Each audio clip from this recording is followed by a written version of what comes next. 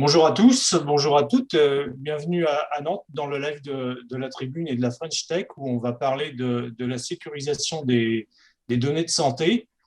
La sécurité et la confidentialité imposent un certain nombre de règles. En Europe, elles sont encadrées par la mise en place du RGPD, le Règlement général sur la protection des données. On a vu de nombreuses attaques, cyberattaques dans les centres hospitaliers cet hiver et encore une ce matin à Montpellier. Le déploiement de la 5G, la croissance des objets connectés et la télémédecine imposent de mettre en œuvre des stratégies d'anonymisation. Mais on peut se demander si engager une vraie politique de sécurisation des données va constituer un frein ou un facteur de croissance pour les acteurs du numérique, et si dans un monde hyper connecté, le facteur humain aura encore sa place. Alors pour aborder ces questions, on reçoit Sylvie Davila, fondatrice et dirigeante d'Erami, qui nous expliquera comment sa start-up spécialisée dans le dépistage du cancer du sein a été amenée à gérer des données de santé. Pierre-Antoine Gouraud, professeur de médecine, fondateur de l'entrepôt des données au CHU de Nantes. Olivier Pauillac, fondateur d'Octopiz, Mimetic Data, qui a mis au point une solution d'avatarisation des données. Et enfin, Simon Boissert, conseiller au développement et innovation numérique d'Atlampol et membre de la Nantech. Bonjour. Bonjour à tous, merci d'être là. J'ai une première question pour vous, Sylvie Davila. Vous êtes une spécialiste de l'imagerie médicale. Est-ce que vous pouvez nous présenter votre société Erami et comment vous avez été amené à gérer et sécuriser les données de santé? À quelles problématiques vous deviez faire face? Donc, bonjour à tous, je suis Sylvie Davila, je suis la présidente et fondatrice d'Erami. J'ai créé Erami en avril 2017, donc l'entreprise va avoir 4 ans là. On est composé de 12 personnes et notre objectif, c'est de mettre l'intelligence artificielle au service du diagnostic radiologique du cancer du sein. Donc, on a développé et on commercialise un logiciel d'aide à la décision pour les examens de mammographie pour pouvoir optimiser le diagnostic précoce du cancer du sein.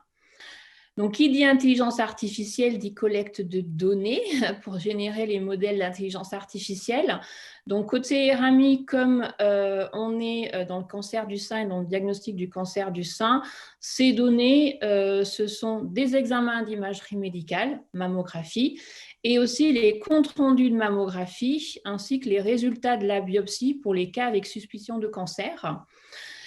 Pourquoi on a besoin des comptes rendus? Parce que les comptes rendus permettent de classifier les examens en examens normaux, examens pathologiques. Et parmi les examens pathologiques, il faut classer selon le type de cancer pour pouvoir apprendre à notre algorithme.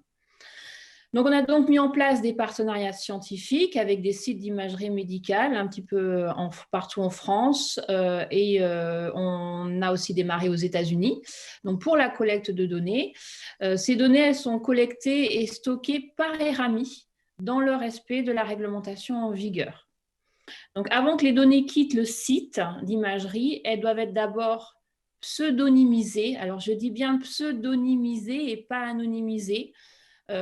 Pourquoi? Parce qu'une image médicale, elle est considérée par la réglementation comme ne pouvant pas être totalement anonymisée. Même si on enlève toutes les informations personnelles du fait que c'est une image, une radio c'est une image, il peut y avoir des informations qui peuvent être reconnues par quelqu'un, ne serait-ce que la forme du sein, ne serait-ce que le type de lésion, la localisation du cancer, ce qui fait qu'il y a un risque, il est minime, mais ce risque est bien présent, donc on ne peut pas parler d'anonymisation, donc on parle de pseudonymisation. Donc on parlait de la collecte de ces données pour générer nos modèles d'IA. Donc, ce volume de données pour générer les modèles d'IA représente bien sûr un gros volume de données à gérer côté Erami, mais on a aussi besoin de données en parallèle, mais en quantité nettement moindre, pour la mise au point des algorithmes, ainsi que la vérification et la validation clinique de leur performance. Côté Erami, on a pris la décision de stocker toutes ces données sur des serveurs dans nos locaux. Donc, c'est géré par Erami. Voilà un petit peu ce que je peux dire sur notre stratégie. Ok, merci. Je voulais faire réagir Olivier Braillac sur la différence entre l'anonymisation et la pseudomisation Pseudonymisation. ouais, des données. Est-ce qu'Olivier, vous avez quelque chose à ajouter là-dessus? Est-ce que vous pouvez nous présenter la solution que propose Octopis sur le marché de la santé? En fait, la transition est parfaite. Je vous remercie. La différence, elle est vraiment énorme. L'anonymisation et la pseudonymisation, c'est totalement différent. En fait, ce qu'on dit, c'est que dans l'exploitation des données de santé, il y a deux utilisations. La première utilisation, c'est une utilisation personnelle. Une personne se fait soigner et a besoin de ces données. Et donc là, on va utiliser des technologies qui vont permettre de protéger l'information, mais quand même de revenir aux individus. Dans le cadre d'usage personnel, on utilisera toujours ce genre de technologie puisqu'on a besoin de pouvoir réidentifier une personne. La pseudonymisation, c'est ce qu'elle permet. La pseudonymisation vise en fait à supprimer les identifiants directs et conserver les informations qui sont indirectement identifiantes. Alors, c'est une protection, ce n'est pas une garantie, puisqu'on peut passer de Frédéric Tual à une donnée pseudonymisée, de la donnée pseudonymisée à Frédéric Tual. Donc, il y a une possibilité de réidentifier les personnes. Et en fait, je vous disais qu'il y a deux utilisations de la donnée dans le cadre de la santé. L'utilisation personnelle, pour laquelle on va exploiter des données personnelles. La donnée pseudonymisée reste une donnée personnelle, elle est encadrée par le RGPD. Et puis, il y a tous les autres usages. Quand on collecte une donnée, en fait, elle est utilisée pour un usage personnel, mais ce qu'on dit, c'est que quand elle est collectée, il y a 25% de son usage qui est fait pour une exploitation de cette donnée à des fins personnelles, mais que 3/4 de son usage est fait pour d'autres usages. Ça va être de la recherche, ça va être du partage, ça va être de l'enrichissement, de la valorisation. Et bien, ce qu'on dit, c'est que chez Octopies, on dit que pour ces usages-là, pour ces usages qui seront de l'ordre de l'analyse, n'utilisons plus de données qui risquent de faire prendre un risque de réidentification à des individus, utilisons une donnée réellement anonyme. Alors, une donnée anonyme, c'est une donnée qui va empêcher la réidentification. C'est-à-dire que quand on a transformé la donnée de Frédéric Tual en une donnée anonyme, en avatar, pour nous, eh bien, il est complètement impossible de revenir en arrière à Frédéric Tual. Donc, on va pouvoir exploiter l'information qui est contenue dans ces données de façon éthique. Et on pense que c'est un réel enjeu dans notre société de pouvoir s'emparer de la valeur de l'information qu'il y a dans ces données et de pouvoir l'exploiter de façon totalement éthique. Donc l'anonymisation transforme le statut juridique de la donnée en une nouvelle donnée qui n'est plus une donnée personnelle. Et comme ce n'est plus une donnée personnelle et plus encadrée par le RGPD, donc on peut l'exploiter de façon beaucoup plus simple et surtout de façon totalement éthique. Donc l'anonymisation, c'est une transformation qui est irréversible, c'est plus une donnée personnelle. La pseudonymisation, c'est une transformation qui se fait dans les deux sens et ça reste une donnée personnelle. Si vous voulez, je peux vous illustrer en allant un petit peu plus loin ce que c'est que la pseudonymisation, parce qu'elle est souvent confondue avec l'anonymisation et pourtant ça n'a rien à voir. En une minute, je vais vous le dire rapidement. Il y a quelques années, Netflix avait exploité une base de données est mise en open data, elle avait été soi-disant anonymisée, et ça nous donne un exemple magistral de ce qu'est une donnée soi-disant anonymisée. En fait, elle avait juste été débarrassée des identifiants directs, et pour continuer à vous reprendre comme cobaye, eh bien, même si on enlève Frédéric Tual, mais qu'on garde l'information des films que vous avez vus, la date et de l'heure, si vous avez regardé La Grande Vadrouille le 25 décembre à 16h32, un autre film a une date très précise, eh bien, ces informations, c'est des codes-barres de votre identité. Et quand on les croise avec une autre source de données, c'est ce qui s'est passé en fait. Il y a eu la publication de l'IMDb avec les données qui avaient été soi-disant anonymisées, une autre source de données qui s'appelle l'IMDb, et le croisement de ces deux bases, on a résulté à une réidentification de 70% des personnes parce que ce code-barre de l'identité, il est très fort. Là, on était dans le cas d'une exploitation qui est plutôt de l'ordre de l'analyse, et il n'y avait absolument pas besoin d'utiliser ce type de données. Il aurait fallu utiliser une vraie technologie d'anonymisation, et c'est ce qu'on fait. D'accord. Alors, votre solution d'anonymisation, elle a été mise en place par le CHU de Nantes. Je voudrais passer la parole à Pierre-Antoine Gouraud, qui nous explique pourquoi il a fait appel à à ces techniques d'anonymisation et pourquoi avoir créé un entrepôt des données au CHU de Nantes? Alors, merci beaucoup Frédéric. Effectivement, Sylvie et Olivier l'ont rappelé. Il y a des données qui sont personnelles. Ce sont celles qui sont utilisées pour le soin qui vous est prodigué, le soin qui m'est prodigué. Et ces données-là, elles restent identifiantes. Elles sont utilisées dans le cadre du soin pour la personne qui est finalement à la racine de cette information. Mais ces données, elles peuvent aussi nous aider à repenser nos manières de soigner, à apporter à chacun d'entre nous un meilleur soin en s'appuyant sur le patrimoine des données et l'histoire des soins qui a été faits. Dans le cadre de ces usages-là, habituellement, effectivement, on utilise des données pseudonymisées. Et quand on a déployé l'entrepôt de données du CHU de Nantes avec 2,7 millions de patients, on a créé le service que je dirige, la clinique des données, donc qui a vocation à mettre à disposition des données pour des usages autres que le soin, même si ce sont des données issues du soin. Eh bien, on utilise des données pseudonymisées. Et parce que ce qui est d'abord au cœur de nos pratiques, c'est le respect des patients, le respect de la confidentialité qui leur est due. On a voulu, conscient du risque sur lequel on a insisté à propos d'un potentiel risque de réidentification, même minime, eh bien, on a voulu faire une étape de plus et en collaboration étroite avec Octopies, eh bien, on a utilisé cette technique d'anonymisation profonde qui consiste à remplacer chaque observation individuelle par une observation de même granularité. C'est toujours une observation individuelle. Elle ressemble suffisamment pour pouvoir garder de la valeur statistique, mais pas suffisamment pour qu'on puisse réidentifier l'individu à la source des données. Et ça, c'est ça creuse le sillon de notre réflexion sur la gouvernance des données à l'intérieur d'un établissement aussi grand que le CHU de Nantes, le respect des contributions des soignants, des patients.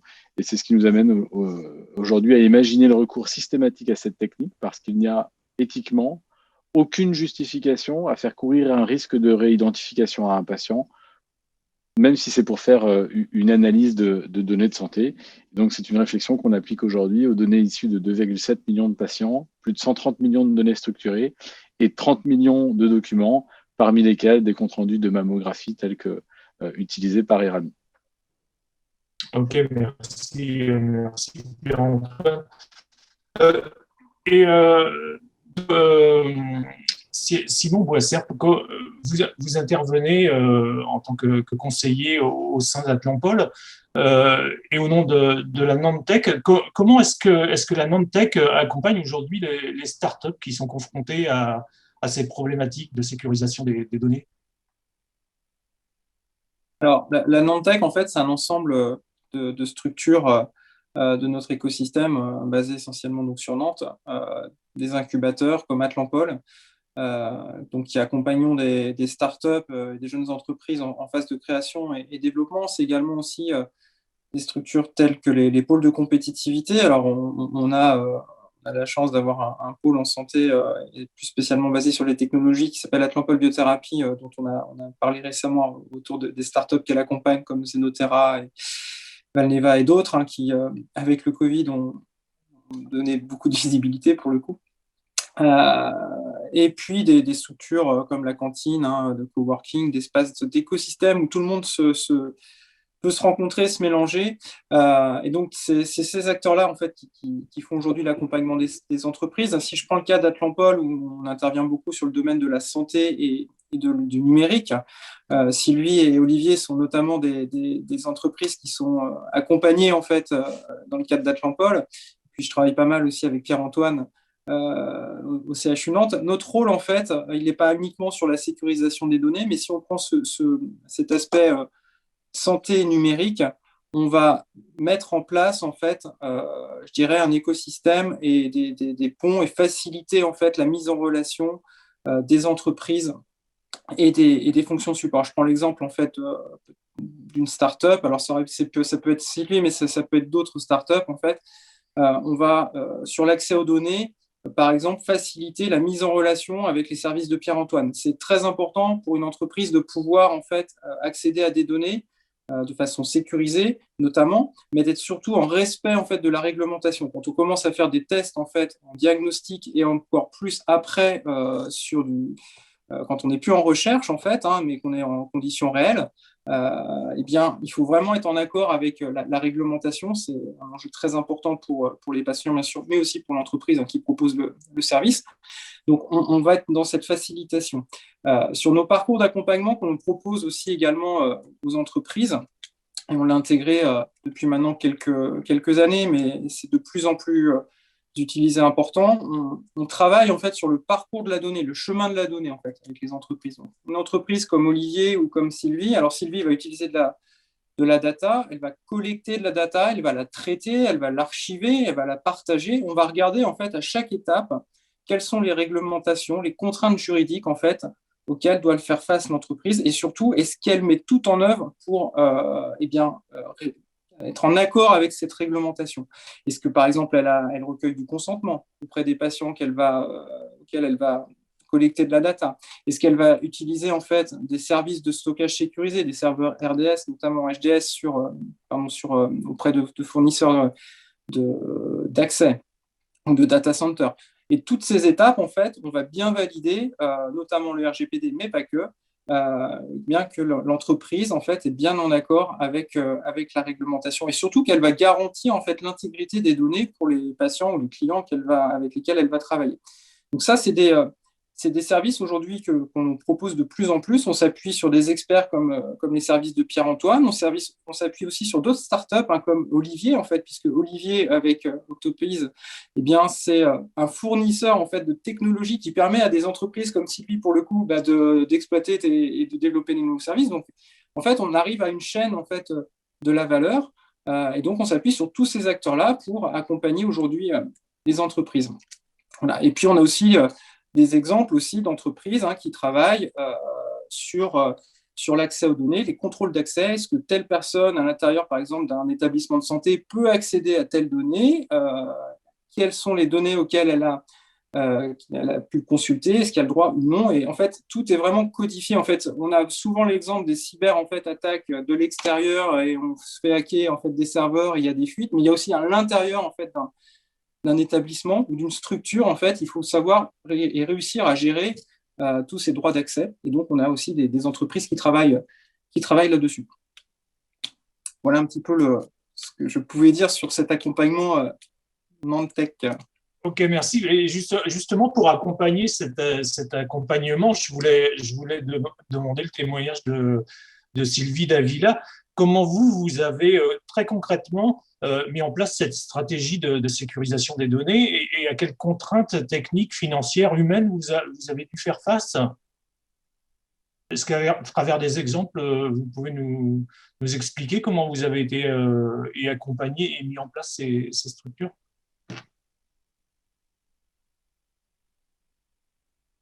Sylvie, je pense que ton micro est éteint. Oui, on ne vous entend pas, Sylvie, le micro est éteint.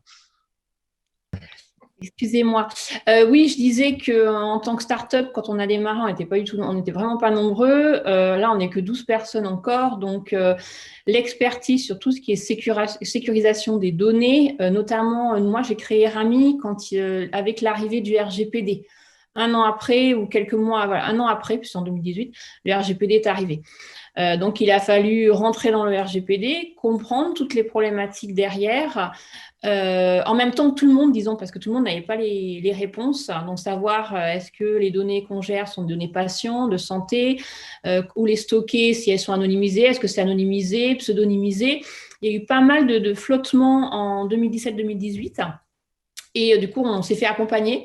Donc, on est accompagné d'experts, accompagné aussi par la région pour bien comprendre et s'assurer que la stratégie qu'on mettait en place, effectivement, respectait la réglementation en vigueur. Donc, au niveau des contraintes techniques, donc les données qu'on gère, ce que je disais, sont des données de santé, données patientes, nécessité donc de pseudonymiser avant qu'elles quittent le centre d'imagerie avec qui on collabore. Étant donné qu'on a pris la décision de stocker les données dans nos locaux, il a fallu mettre en place une salle serveur dédiée, sécuriser l'accès avec un accès limité réglementé par badge. Il a fallu aussi, pour optimiser la sécurité de nos serveurs, le mettre sur une infra interne qui n'est pas directement accessible depuis l'extérieur, avec des accès bien sûr limités et contrôlés. Le coût financier, alors du coût matériel, bien sûr, entre les serveurs, salles serveurs, bien sûr les coûts annexes liés au conseil qu'on a juridique pour s'assurer qu'on respecte bien la réglementation en vigueur. Et bien sûr, le coût humain de maintien pour tout ce qui est surveillance, veille, sur tous les sujets, notamment liés à la cybersécurité. Il faut toujours s'assurer que notre stratégie de sécurisation des données respecte les bonnes pratiques. Par contre, on a beaucoup réfléchi et échangé, et ça avait une décision stratégique très importante de par le coût que ça allait amener. C'était de savoir s'il fallait héberger nos données chez un hébergeur de données qui a l'agrément HDS. Donc là, on s'est fait accompagner pour s'assurer qu'on allait bien respecter les bonnes pratiques. Et donc, nous ne sommes pas contraints d'héberger nos données dans un data center. Pourquoi? Parce qu'elles sont déjà pseudonymisées. Data center qui a l'agrément HDS, bien sûr, parce qu'elles sont pseudonymisées. Et aussi parce qu'on traite les données pour notre propre compte. C'est-à-dire qu'on ne fournit pas un service à un tiers. La donnée qu'on collecte, on la collecte pour notre propre compte, c'est-à-dire Erami via un partenariat. C'est pour générer des algorithmes, donc des modèles d'intelligence artificielle qui vont être intégrés dans notre algorithme d'IA pour faire le logiciel d'aide à la décision. Ça, c'était important parce que ce qui est très coûteux, c'est l'hébergement des données dans un data center qui a l'agrément HDS, puisque les coûts dépendent beaucoup de la quantité de volume de données qu'on gère, mais comme on est sur de l'IA, on doit gérer énormément de données et on estime à peu près à une économie de 120 000 € par an le fait de ne pas passer par un data center qui a un agrément HDS. Donc voilà un petit peu toutes les contraintes avec lesquelles on doit jongler tous les jours au quotidien, avec surtout s'assurer au quotidien qu'on respecte les bonnes pratiques. Donc voilà un petit peu, mais c'est vrai que le but c'est quand même d'optimiser les coûts, mais tout en respectant la réglementation. Okay, merci beaucoup Sylvie. Je voulais revenir vers l'exemple du CHU de Nantes. Avec Pierre-Antoine Gouraud. Quelles sont, au regard de votre expérience, les conditions de réussite d'une stratégie de sécurisation des données? Alors nous, avec l'entrepôt de données du CHU de Nantes et le service qui le gère, la clinique des données. Vous avez 2 ans de recul maintenant? Voilà, 2 ans de recul. En fait, on a été le premier entrepôt de données en région à recevoir l'agrément de la CNIL pour notre déploiement. Aujourd'hui, c'est 120 projets en cours. Alors, au service de la communauté, en interne pour le CHU de Nantes, l'Université de Nantes, mais aussi avec des partenaires privés. Et c'est vrai que quand on a imaginé le service, souvent, on s'attend à ce qu'on ait une discussion extrêmement technique sur le type de stockage de bases de données, les méthodes d'anonymisation ou de cryptage. Et en fait, je crois que ce qui est important, c'est ce que j'appelle une inversion des hiérarchies. La technique ne vient que, non pas en deuxième, mais en troisième position. C'est d'abord une question de gouvernance. Comment, à l'échelle d'un établissement qui fait quand même 12 000 salariés, qui contribuent chacun à leur place aux soins et à la production des données à travers le soin, comment on s'assure qu'on fait fonctionner l'exploitation de ces données? Donc, c'est vrai en termes de la gouvernance, quels sont les usages qui respectent la loi, un usage avec un intérêt public. Deuxièmement, comment est-ce qu'on respecte la réglementation? Donc, comme Sylvie, à notre échelle, bien oui, on met en place un circuit d'information. Comment est-ce qu'on respecte, jusque dans les colonnes de la tribune, le droit à chaque patient de s'opposer à ce que les données issues du soin soient utilisées à des fins de recherche, et il n'a pas besoin de se justifier. C'est son droit, et bien, on retire ces données de la base de données issue du soin, elle n'y entre ou elle n'y entre pas. Et puis, c'est seulement et seulement à ce moment-là une question de technologie. Quelle technologie on va mettre en place, quel type d'outils informatiques, quel algorithme de traitement automatique du langage vont nous permettre de lire ces 30 millions de documents qui sont accessibles. Et puis, quand on parle de gouvernance, eh bien, alors le CHU de Nantes est certifié HDS. Il n'y a que 7 personnes qui ont la capacité à interroger l'ensemble de l'entrepôt de données biomédicales du CHU de Nantes dans des locaux sécurisés avec une identification qui est double. Et donc ça, ce sont les mesures, ça fait partie des mesures de gouvernance qui sont peut-être plus importantes dans notre vigilance que la technique en elle-même. OK. Vous parlez de cette personne à avoir accès à l'entrepôt des données.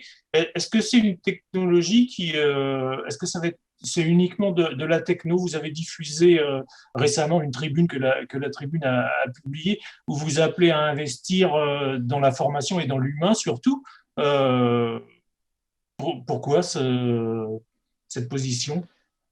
C'est dans le droit fil de notre réflexion sur comment exploiter un entrepôt de données. Donc, vous avez des gens qui ont un grand pouvoir au sens où ils peuvent accéder en masse aux données de 2,7 millions de patients. Ils sont spécifiquement formés à la sécurité informatique, à la sensibilité des données à leurs caractéristiques.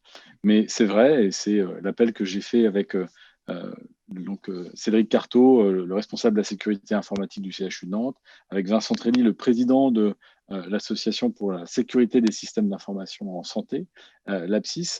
Il nous semblait que quand le gouvernement en appelle à investir 1 milliard sur la sécurité informatique de nos établissements, et ils ont été mis à mal dans la pandémie aussi par des attaques de virus qui sont non pas celui de la Covid, mais des virus informatiques et qui bloquent littéralement l'activité de soins. Bien, ça, c'est très dangereux. Et la réponse, elle ne peut pas être que technique, c'est vrai. On a besoin de faire progresser nos infrastructures technologiques, mais on en appelle aussi à la formation de l'ensemble des personnels soignants, une formation à la sécurité informatique. C'est par là qu'on arrivera à protéger nos institutions avec, si vous me permettez le jeu de mots, un premier vaccin et puis des rappels tous les 2 ans. Et moi qui ai passé 9 ans à l'Université de Californie à San Francisco, eh bien, ce sont des pratiques de formation et de rappel qui sont déjà passées dans la loi américaine. Ok, merci beaucoup. Simon Boissert, pour aborder cette question des recrutements dans la tech, dans l'IA, on a beaucoup parlé des pénuries de recrutement dans le développement informatique. Est-ce qu'il y a une problématique autour des recrutements dans la sécurisation des données? Alors, le secteur de l'informatique est assez tendu en fait sur notre territoire. Alors, c'est pas vrai que pour Nantes, hein, c'est assez global. On est sur Nantes est très attractif en termes de développement d'entreprises. On a beaucoup de nouvelles entreprises qui viennent s'implanter sur notre territoire. Dans le domaine de la santé, dernièrement, on a eu Doctolib, par exemple. On a également Alan qui est venu également. Et donc, en fait, ces acteurs-là, comme d'autres, en fait, hein, ont besoin d'énormément de ressources.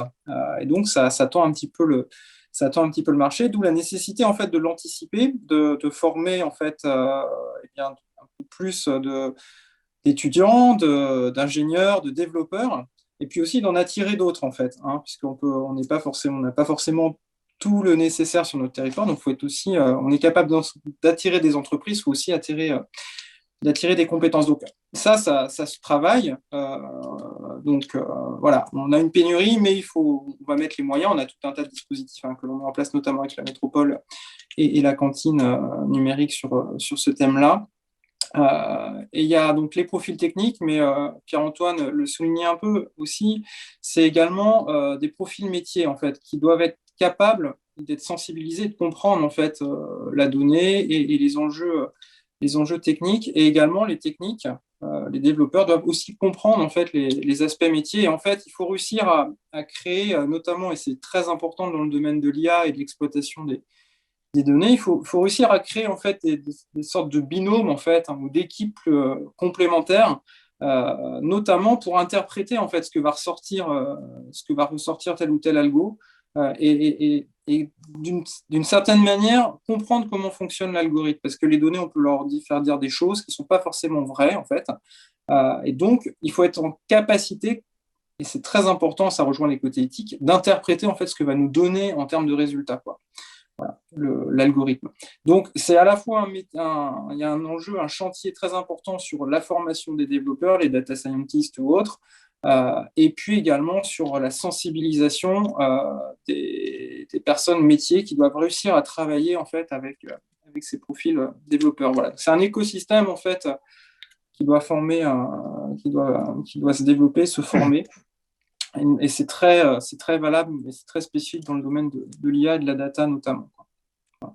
Et juste pour également, par rapport au risque, que l'on disait également, le facteur humain, ça c'était la question précédente avec Pierre-Antoine, c'est très important, effectivement, l'architecture technique, si on prend la sécurisation des données, on va réussir en fait à tout mettre en œuvre pour limiter le risque. Et par contre, le facteur humain, c'est bien souvent ce qui fait défaut. Hein. On prend le cas des pièces jointes qu'on peut ouvrir dans son entreprise. Il y a beaucoup de virus qui passent par là et la problématique, c'est l'humain en fait. C'est pas la technique en fait. C'est l'humain qui a double-cliqué sur une pièce jointe qu'il n'aurait pas dû ouvrir en fait. Et donc ça, cette éducation-là, en cybersécurité, elle est hyper importante. Les clés USB également, les sessions qu'on doit fermer, les vols d'ordinateurs ou ce genre de choses quand on se déplace à l'étranger. Enfin, tout ça, en fait, c'est de la sensibilisation, du bon sens, mais il faut vraiment le rappeler, quoi. Voilà. Ok, merci. Olivier, peut-être vous pouvez rebondir là-dessus. Quels sont les pièges à éviter pour les entreprises ou quels sont les enjeux de l'entreprise au-delà du facteur humain dont vient de parler Simon? Quelles sont les précautions à prendre pour les entreprises? Alors, je pense que c'est fondamental. Hein. Nous, on considère vraiment que c'est un enjeu éthique. Le piège pour nous, ce serait de considérer les données de santé comme des données finalement qui ne contiendraient pas de risque et d'utiliser des technologies qui seraient inappropriées pour les exploiter. Donc, le piège, ce serait, enfin, à mon sens, ce serait d'essayer d'exploiter des données de santé et de faire un compromis soit du côté de la sécurité ou alors de la qualité. Et en fait, la technologie qu'on a développée, elle permet d'éviter de faire des compromis et d'exploiter toute la quintessence, toute la valeur d'une donnée en étant respectueux de chacun et en pouvant partager les données et donc exploiter leur valeur pleinement. Et ces stratégies développées dans le secteur de la santé, est-ce qu'elles peuvent être développées dans d'autres secteurs d'activité ou c'est vraiment une spécificité de la santé? Alors, nous, notre objectif, c'est d'imposer la technologie comme la référence, d'abord dans le secteur de la santé. On veut donc déployer notre usage. On a une vraie proposition de valeur très différenciante par rapport à la concurrence. On propose de protéger, et ça c'est indispensable. On propose aussi de prouver cette protection et de garder la qualité de l'information. Donc, notre technologie, elle a été évaluée avec succès par la CNIL et on est très fiers de ça. On a vraiment aujourd'hui un enjeu de croissance et dont notre objectif, mon objectif, c'est de déployer cette technologie. Et je vous donnerai deux illustrations. D'abord, une vision de chef d'entreprise où on va chercher de la croissance, mais aussi une vision de citoyen où je pense que cet enjeu de partage de la donnée, il est fondamental. Il doit vraiment se faire dans le respect de chacun. Vous pourriez nous donner un exemple vers quel secteur vous pourriez déployer ces technologies? Alors, la technologie, elle a été développée d'abord dans le secteur de la santé parce qu'on en est issu. La technologie, en fait, elle est totalement agnostique et donc elle est non seulement déployée dans le secteur de la santé et commercialisée, mais elle a déjà été aussi déployée dans d'autres verticales et elle s'adresse tout à fait à d'autres verticales du type banque, assurance, marketing. Donc, en fait, je dirais, si on était un peu arrogant, on dirait qui peut le plus, peut le moins. Et aujourd'hui, en fait, ce qu'on a fait dans la santé et ailleurs nous montre que la technologie, elle peut très facilement être déployée sur d'autres verticales. À court terme, notre objectif, c'est de s'imposer comme la référence dans la santé, mais évidemment, dans des étapes suivantes, de déployer cette technologie sur d'autres verticales. Ok, merci. Alors, Sylvie Davila, vous, justement, se déployer ailleurs, vous envisagez un développement en Europe et aux USA d'Erami. Est-ce que l'approche est différente d'un continent à l'autre? Je crois qu'aux USA, ils n'ont pas de RGPD. Est-ce que pour vous, ça impose des stratégies différentes? Alors oui, on est en train de se développer hors France, donc à l'export, à l'Europe et aux États-Unis, où on a créé notre filiale en avril 2020, donc Erami Corp.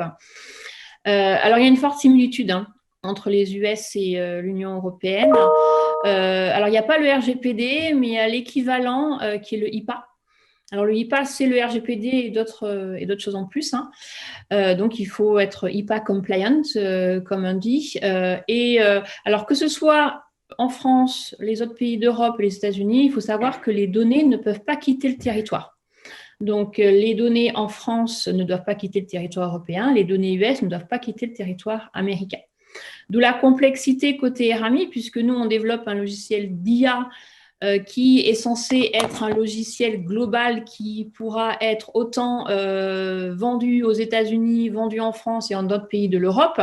Donc, comme c'est un logiciel d'IA, il va falloir qu'on crée des modèles d'IA avec toutes ces données, puisqu'il faut quand même qu'on s'adapte aux diversités de population des différents pays. Donc, il faut tenir compte de ça et de développer toute une techno pour pouvoir permettre d'avoir des modèles d'IA qui travaillent aux États-Unis, des modèles d'IA qui travaillent en Europe, et puis d'agréger, de faire une agrégation de tout ça. Donc, ça demande une expertise technique et de déployer des outils techniques pour ça. Mais c'est faisable. Il faut juste l'expertise et les compétences pour, mais c'est tout à fait faisable. Par contre, c'est plus contraignant, bien sûr. Alors du coup, aux États-Unis, les données de nos sites partenaires, il y a deux possibilités actuellement qu'on voit. Certains sites partenaires nous demandent de travailler en local, c'est-à-dire de garder les données dans le site et donc de travailler sur ces données localement dans chaque site partenaire. Et d'autres sites partenaires acceptent que ces données quittent le centre et donc qu'elles soient hébergées dans un data center, mais aux États-Unis. Voilà, donc on a les deux possibilités. Donc on offre les deux possibilités à nos partenaires, dans nos centres d'imagerie partenaires, et on s'adapte et on déploie des outils techniques qui permettent de répondre aux exigences réglementaires du pays, mais aussi aux exigences de nos partenaires. Voilà. Ok, merci beaucoup. Juste pour terminer, j'aurais aimé avoir l'avis de chacun de vous. Est-ce que la sécurisation des données de santé, c'est un facteur, est-ce que selon vous, c'est un facteur de croissance ou c'est un frein au développement des entreprises? Peut-être Sylvie pour commencer.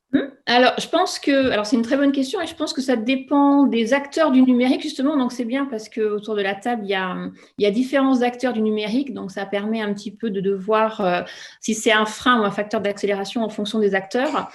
Nous, chez Erami, en tant que start-up, où on s'appuie sur ça pour développer notre solution, donc on est entièrement dépendant des données, donc entièrement dépendant de cette stratégie de sécurisation des données. C'est un frein en tant que start-up. Il faut gérer un grand nombre de données, donc on se retrouve avec beaucoup de contraintes liées à ces données qui ne sont pas évidentes pour des petites entreprises comme la nôtre.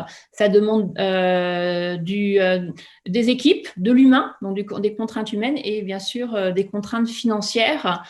Par contre, cette réglementation sur la sécurisation des données permet quand même de rassurer nos partenaires avec qui on a une collaboration étroite, rassurer aussi nos interlocuteurs et aussi nos clients de savoir comment on a généré ces algorithmes et avec une certaine éthique. Et ça permet aussi de rassurer les patients qui donnent leur consentement. Donc, il y a toute cette chaîne-là, qui fait que voilà, ça permet de rassurer un petit peu tous ces partenaires puisque il n'y a pas qu'un seul acteur et un seul partenaire. Donc, ça permet aussi de mettre en place des bons standards de collaboration et des bons standards dans la sécurisation des données. Ok, merci. Alors Simon, vous qui observez justement différentes startups, est-ce que c'est un frein ou c'est un facteur d'accélération? J'ai la même réponse que Sylvie. En fait, ça dépend du point de vue. Quand on est une startup comme Olivier ou comme d'autres qui justement en fait sont des techno-providers pour garantir la sécurité et justement permettre à d'autres d'utiliser ces technologies par la suite comme Sylvie, de ce point de vue-là, techno-provider, c'est une super accélération puisque le marché est très important. Alors, on parlait tout à l'heure du marché de la santé avec d'autres ouvertures sur d'autres marchés.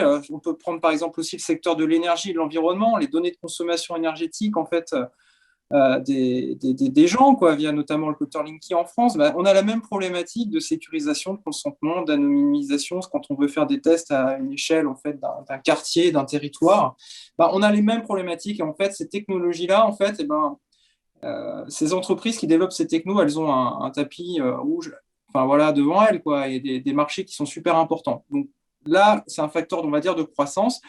Pour celles comme Sylvie ou d'autres qui, entre guillemets, le subissent, mais je dis subir, mais c'est toujours pour le côté positif, parce que derrière, c'est quand même des personnes, en fait, notamment dans le domaine de la santé, et on ne fait pas n'importe quoi, il faut garantir une sécurité, c'est hyper important. Donc, il faut prévoir, en fait, ces investissements, il faut prévoir ces surcoûts, en fait, et donc ça, on le fait dans les plans de financement quand on accompagne ces entreprises, et on commence maintenant à avoir quand même pas mal de recul. On a également, je ne le mentionnais pas tout à l'heure, mis en place des groupes en fait, de discussion au sein de nos communautés où en fait, les entreprises partagent entre elles sur les bons plans, les tuyaux, entre guillemets, comment je traite la RGPD dans mon entreprise, avec quel hébergeur tu bosses, comment tu as traité telle ou telle problématique. Donc, on commence à avoir en fait, des partages d'expériences qui font gagner un temps précieux aux entreprises. Et qui, voilà, sur ces contraintes. Donc, je dirais, voilà, il y a les deux. Mais c'est quand même hyper important d'avoir cet encadrement pour le bien des personnes, des patients, si on est dans le domaine de la santé, ou des consommateurs quand on peut être dans d'autres domaines. Voilà. Ok, merci. Alors Pierre-Antoine Gouraud, pour vous au CHU, c'est un paquebot assez lourd à manœuvrer. C'est un frein, c'est un facteur d'accélération, la sécurisation des données. Ça vous ouvre des diversifications? Alors pour nous, ce n'est pas une opportunité de business.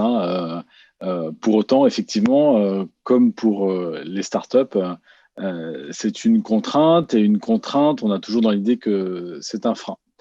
Et pourtant, je dirais que c'est un accélérateur, c'est même plus qu'un accélérateur, c'est une condition sine qua non. C'est-à-dire que si l'on ne sécurise pas, on n'aura ni la confiance des patients qui sont à la base des données, ni la confiance des soignants qui participent à créer ces données.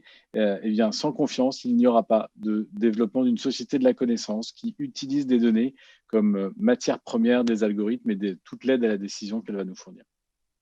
Ok, merci. Alors, Olivier Breillac, Simon Boisserpe parlait d'un tapis rouge qui s'ouvrait aux entreprises. Vous voyez comment ce tapis rouge Alors, je pense qu'avant d'être un tapis rouge, c'est surtout une opportunité dont on doit saisir pour faire l'exploitation de ces données de façon éthique. Je pense que c'est un enjeu crucial de société dont on doit se saisir. Partager sans dévoiler, ce n'est pas une option. On doit exploiter de façon éthique, on doit respecter les individus. Et je considère que mettre les données au service de tous, oui, mais ça doit se faire dans le respect de chacun. Et ça, je pense que c'est un enjeu qui n'est pas négociable. Alors oui, on a un tapis rouge et c'est vrai qui se déploie devant nous, mais je pense que c'est un prérequis éthique qui est indiscutable aujourd'hui et dont on est ravi d'apporter une solution. Ok, merci beaucoup. Très bien, je vous remercie beaucoup. On va arrêter là cette table ronde.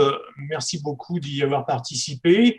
On se retrouve demain, vous retrouvez demain à 18h le live de Rennes-Saint-Malo-Brest qui sera consacré à la relance et la jeunesse. Merci beaucoup, à bientôt. Merci beaucoup. Au revoir. Au revoir. Merci Frédéric.